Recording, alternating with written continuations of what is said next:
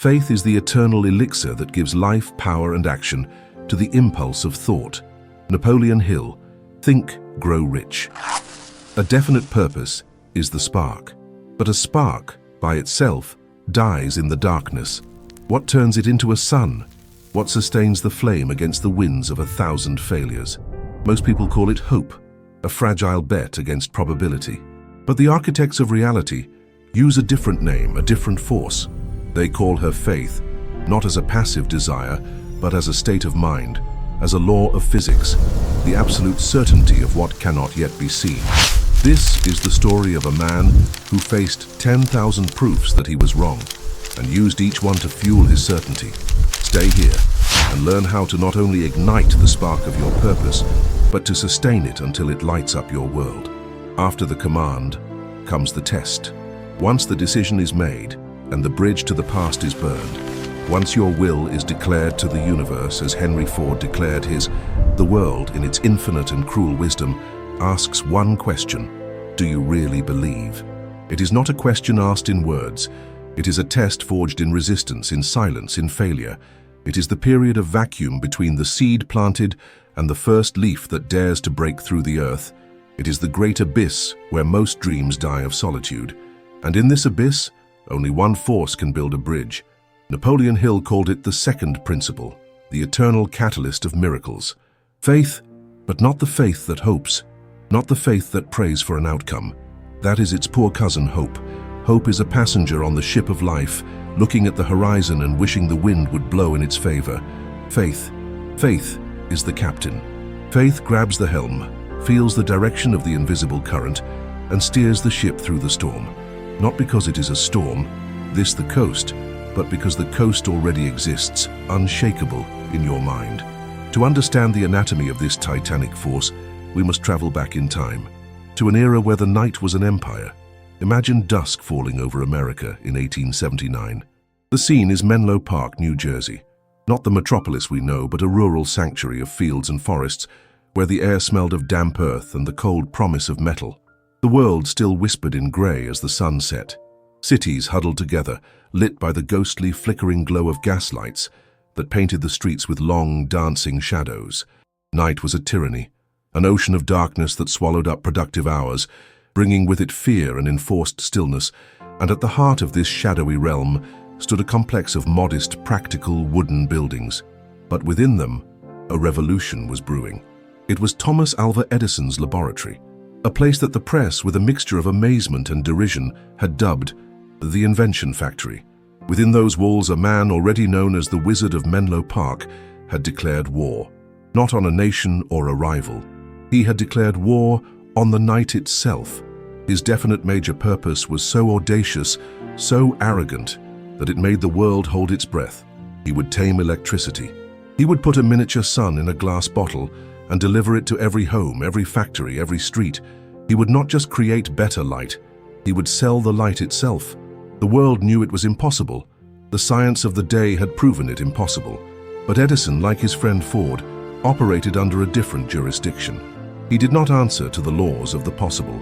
He answered to the laws of his own will. And he was about to embark on an odyssey that would become the greatest demonstration of applied faith the industrial world had ever seen. A journey through 10,000 failures to find a single truth that would change humanity forever.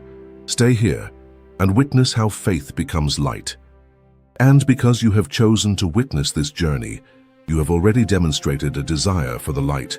To ensure that your flame never goes out, sign up now and join this alliance of soul innovators. I am Prosperum, and in the Hill Saga, we are decoding the giant's instruction manual so you can build your own legacy. Edison's laboratory was not a place of ethereal genius. It was a shrine to obsession, a temple of persistent work. The air was thick with the smell of chemicals, hot metal, and the crackling ozone of batteries.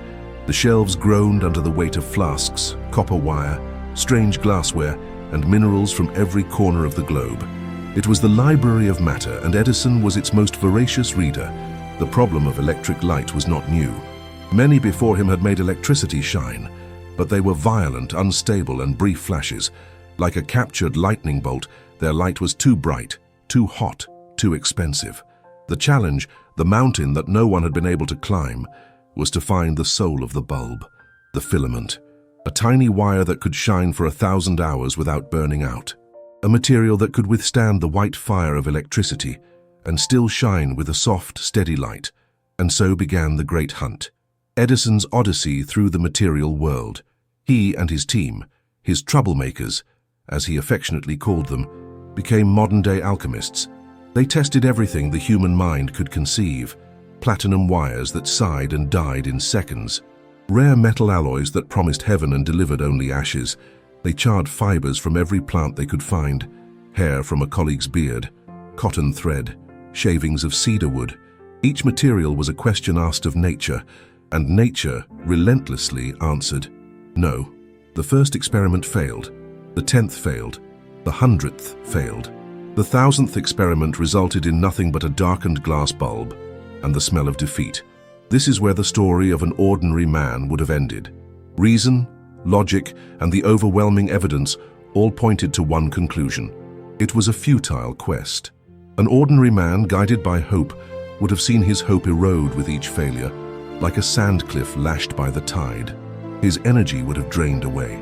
His conviction would have turned to doubt, and his doubt to resignation. But the force that animated Thomas Edison was not hope. It was faith. Faith, as defined by Hill, is not the absence of doubt. It is the refusal to surrender to it. It is an active state of mind, a discipline. It is the ability to look at a mountain of evidence that says no, and hear an inner whisper that insists, not yet. When an exasperated reporter asked Edison if he didn't feel discouraged after thousands of failures, Edison looked at him, not wearily, but with a glint of amusement in his eyes, and uttered the line that would become the gospel of all innovators. "I haven't failed. I've just discovered 10,000 ways that don't work." Think of the seismic depth of this statement. He wasn't just being witty, he was revealing the core workings of his mind. In his perception, there was no such thing as failure. There was only feedback. Each burned-out filament was not a defeat, it was a given. It was nature teaching him what not to do. Each no brought him one step closer to the one glorious yes. He was in a dialogue with the universe, and each experiment was a page in that dialogue. This is the alchemy of faith. It takes the poison of failure and transmutes it into the elixir of progress. It refuses to interpret resistance as a sign to stop, and instead interprets it as a sign to learn. And as you understand this powerful alchemy, transform your like in a personal act of faith. By clicking, you are not just endorsing this message, you are sending a command to your own subconscious mind, declaring that from now on, every obstacle in your way will be seen not as a barrier, but as a stepper. While his New York investors were sweating cold, while the press ran mocking headlines about Edison's electric dream, he stood in his laboratory, a captain in the midst of a storm. His vision of New York City bathed in electric light was no distant dream. It was his dominant reality. It was more real to him than the disappointing results on his bench. He held this vision in his mind with a tenacity that bordered on madness, and this vision, charged with the thrill of certainty, was his faith. It was his shield. It was his compass. It was his inexhaustible source of energy. He knew that it was not a matter of with, but of when. Edison's journey through his 10,000 experiments is a metaphor for the soul's journey through life. You begin with a definite purpose, a vision of what you want to create, and almost immediately life begins to present you with its burnt-out filaments, the business that doesn't take off, the relationship that ends, the project that gets rejected, the financial crisis that rocks you. Each of these events is a test of your faith. The untrained mind interprets these events as a verdict. I'm not good enough. It wasn't meant to be. The universe is against me.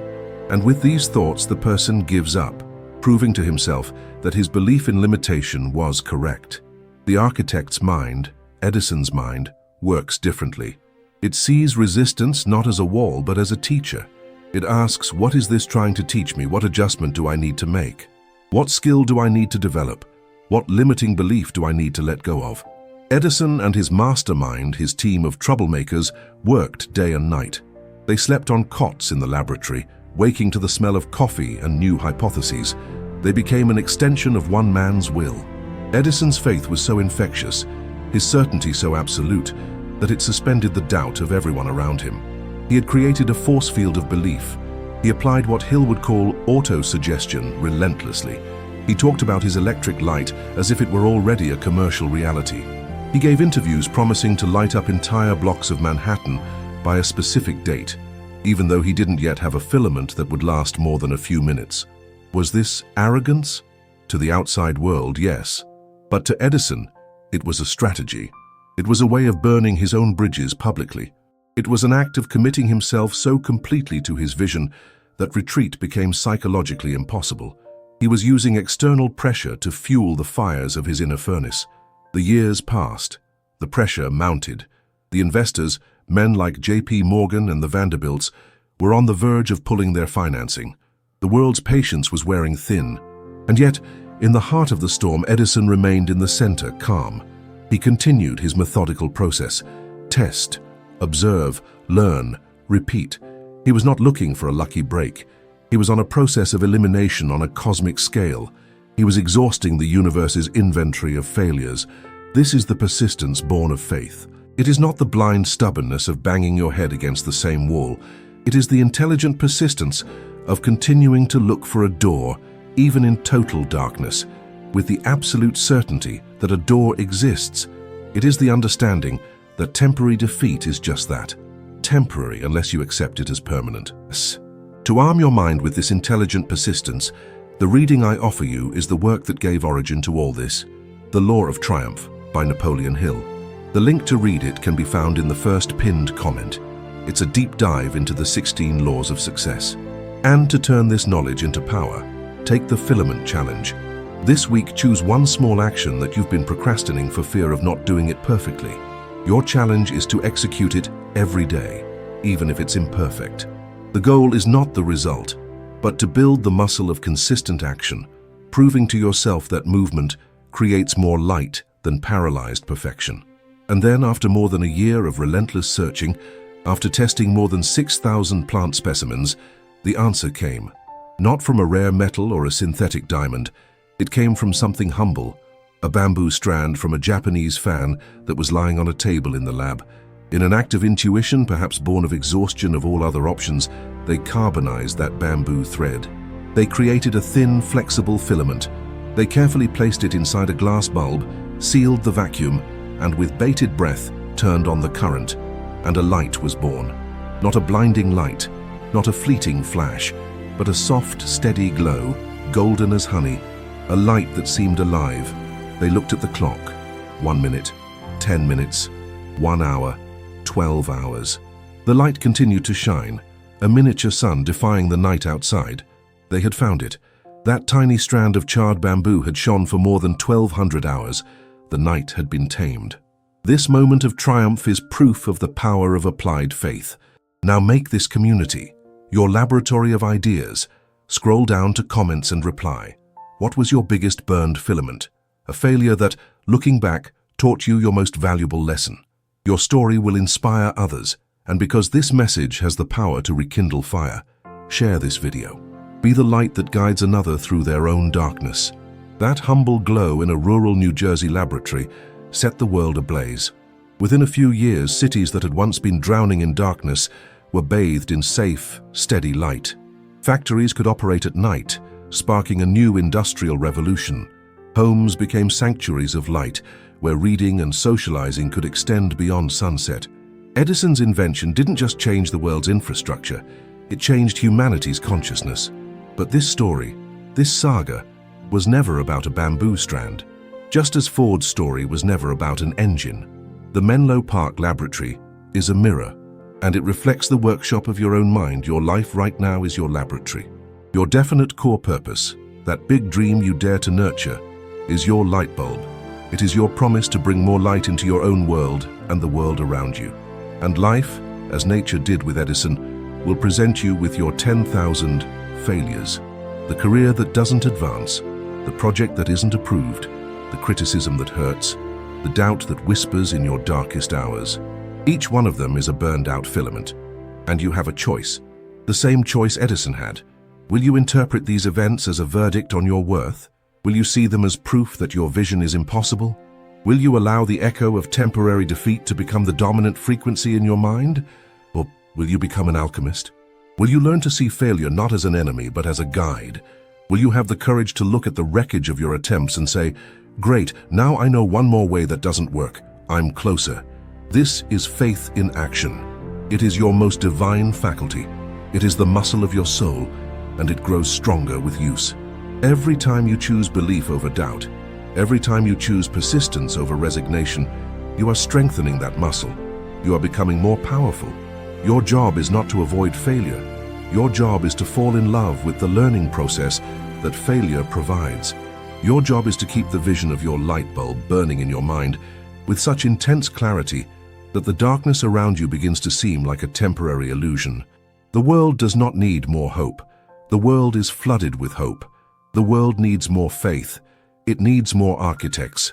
It needs men and women willing to go into their own laboratories, to face their own 10,000 failures, and to persist until their inner light becomes a visible force in the world. It does not matter how dark it is now. It does not matter how many filaments have already burned in your hands. Your vision was given to you for a reason. The power to realize it already resides within you. Now take the next filament. Go to the bench, the world is waiting, turn on your light. You now master the power of faith. To remember the power that gives it direction, the initial command, return to the first principle of this saga. Click on video that appears now on the screen and revisit the history of Fordin, how definition of purpose created an empire. See you there.